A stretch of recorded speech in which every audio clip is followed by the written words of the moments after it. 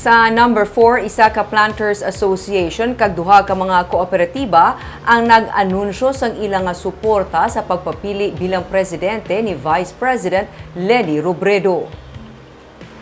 Ang mga katapos ng VP Planters Association, VP Planters Multipurpose Cooperative kag ang VMC Farmers Multipurpose Cooperative ang nag-endorso sa kay Robredo sa ilang ginpagwa nga press statement sang Domingo. Para sa ila, may leadership, authority, service, love kag will ang Vice Presidente. Ang mga pamatasan nga kinahanglan para sa konsepto sa servant leadership.